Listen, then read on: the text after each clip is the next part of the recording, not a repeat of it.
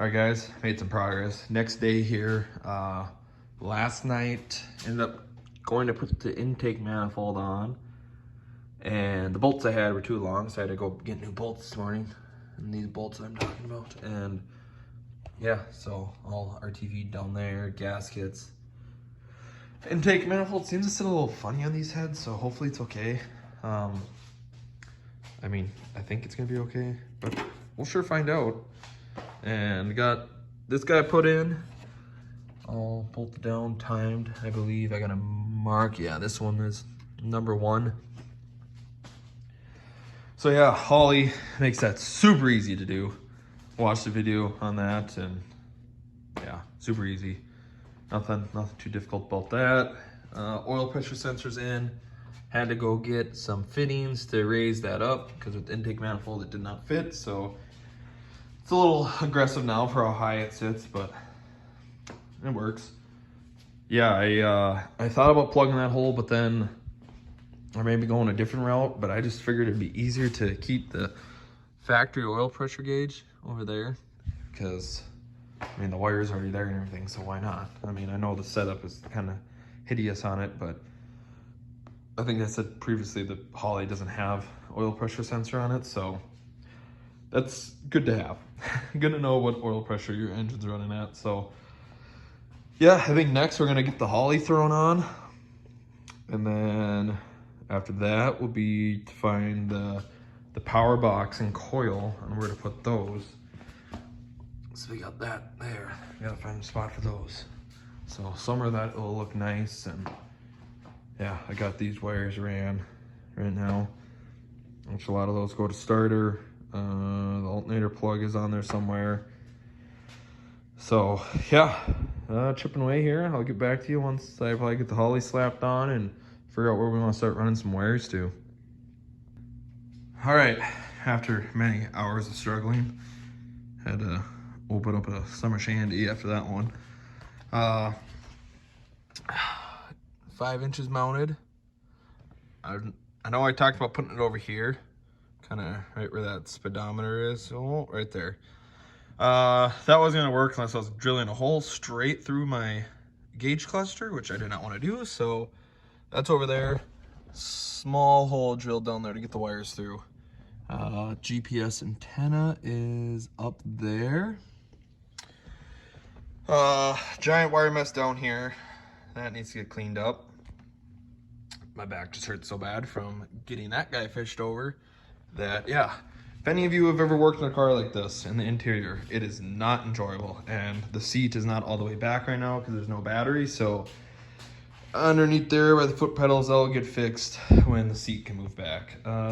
So yeah, up here we got fuel pump relay, which that is this blue wire that needs to run back to up there in, you know, kind of right above the tank where this guy is. So actually I think this plugs in underneath the car, but then you got your one that comes down through the trunk, and I'm probably gonna just cut it and butt connector it back there. What else do we got? A lot of wires. That's all factory. So there's a grommet down there that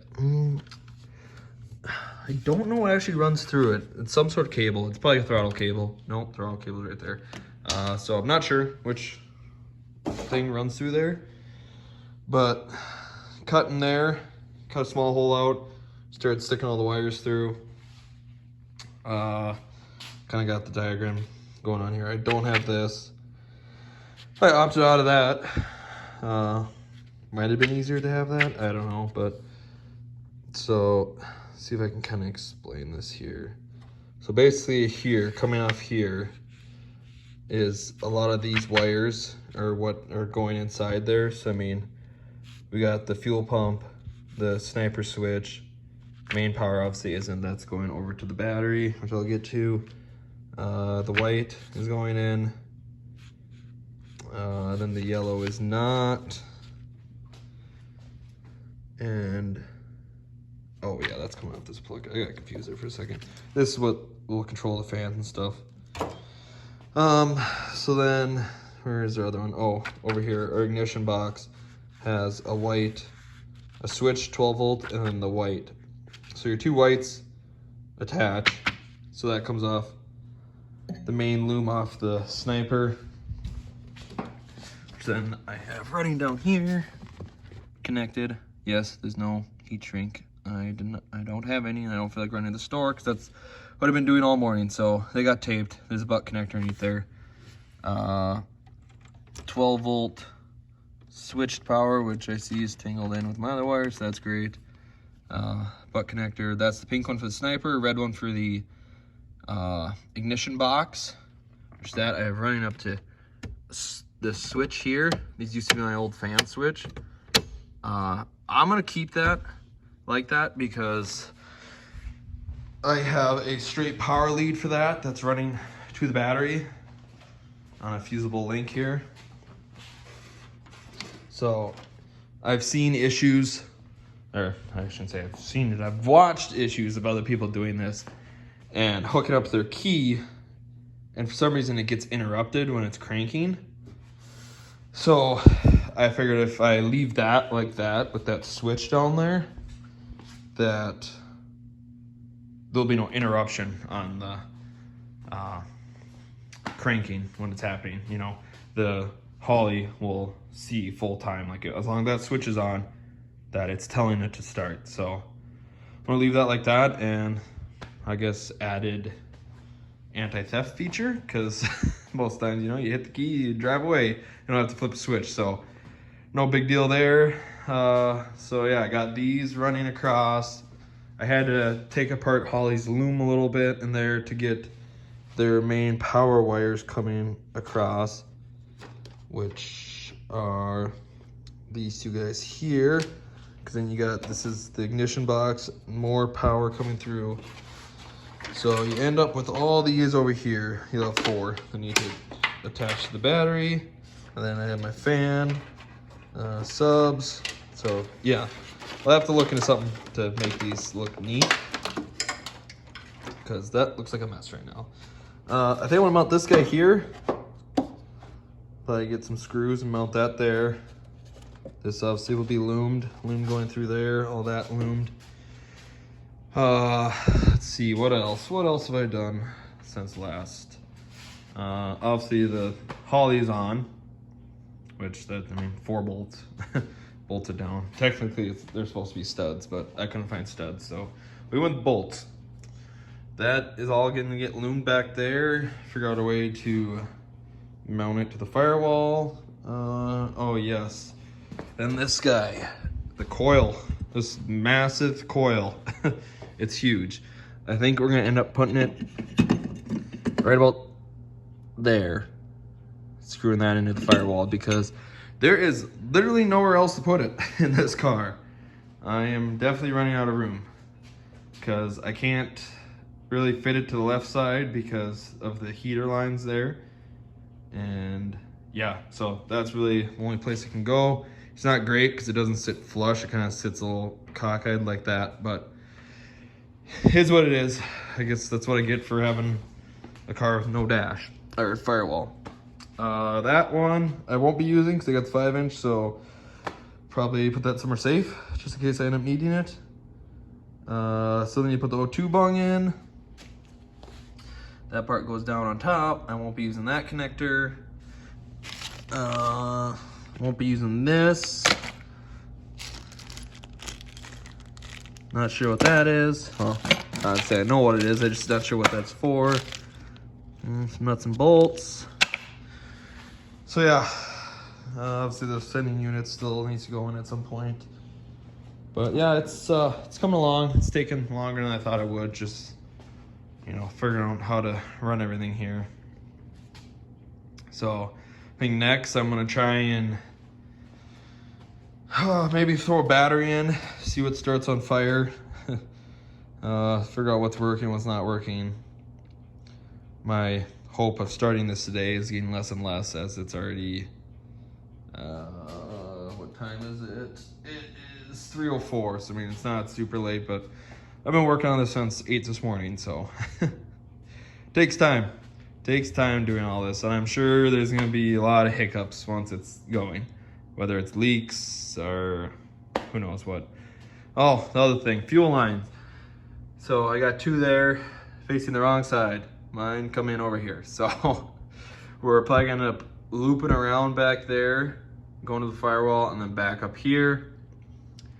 I haven't decided yet how I want to do this. So yes, there is that. I'm thinking about maybe taking these bungs out, these AN, and maybe doing a barbed for a rubber line. And hose clamping, I possibly might be looking to AN lines. I'm not sure yet. For now, I'll probably pull them out and get barbed ones for a rubber line. And yeah, go from there. Which ends up me needing to take these out and going to find ones that fit in that. So yeah, super fun. All these little things you don't really think of really start to add up and kill you on time. So yeah, obviously spark plugs still need to go in. Hours of wire looming needs to be done. And yeah, fun stuff, basically, fun stuff. So I'm gonna keep chipping away. Figured I'd just give you guys a little update on where I'm at here. Yeah, I mean, she's all timed on that. Obviously there's no plug wires, but yeah, power steering pump isn't really connected. I gotta find like a spacer for that, because she wants to sit like that. And if I, yep. Whole bunch of mess. So we'll get back to you guys when I get a little further on stuff. But yeah, having a fun time. All right, made some progress. Got everything hooked up for the starter. We're gonna see if key works. Yeah, not a whole lot looks like it's changed, but oil's filled, alternator's on, that's on. Still gotta get that figured out. Wiring down the starter, that's all done. Obviously that's touching the headers, doesn't really matter right now because it won't be running. We're just gonna turn over with the starter and see how it sounds. Yeah, nothing too crazy, just a lot of little time consuming things. Yeah, so this is gonna be a live reaction here. I've yet to turn this key and hopefully everything goes right because I'm a little nervous. Let's see, fasten seatbelts came on. Oh, we got a voltage gauge, fuel gauge. Okay, let's see. Oh, I suppose we probably gotta push the clutch in.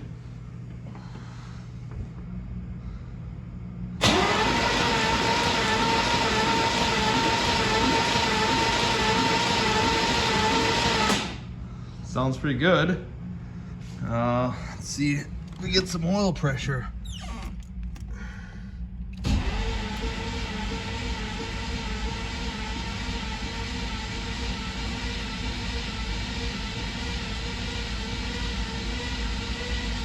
Oh yeah, sweet. That is amazing. That is great.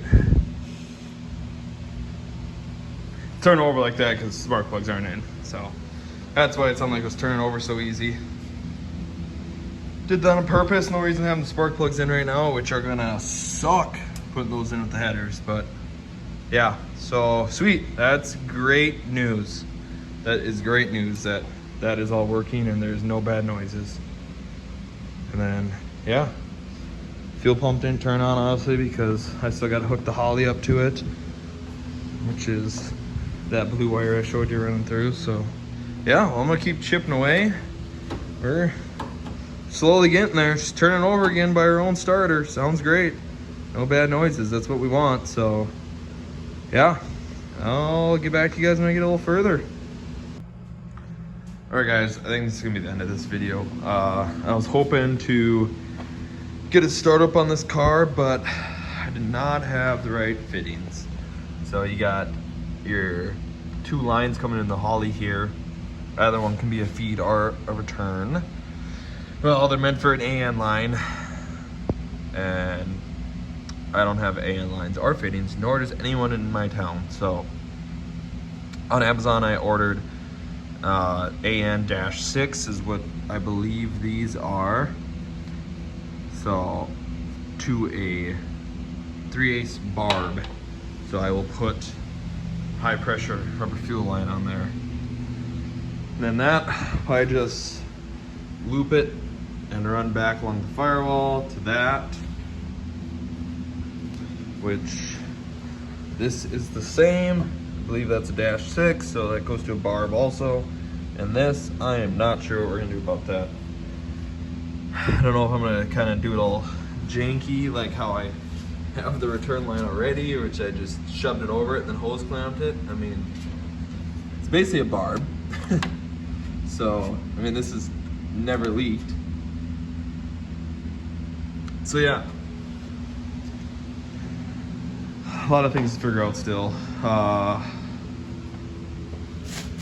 Got a few things to tidy up the wiring, but I think that's gonna do it for this video. Thanks for watching. Hopefully this is helping any of you guys installing a Holley. Maybe, probably not. But yeah, for now that's gonna do it. So thanks for watching. If you liked the video, leave a like and subscribe. Thanks, bye.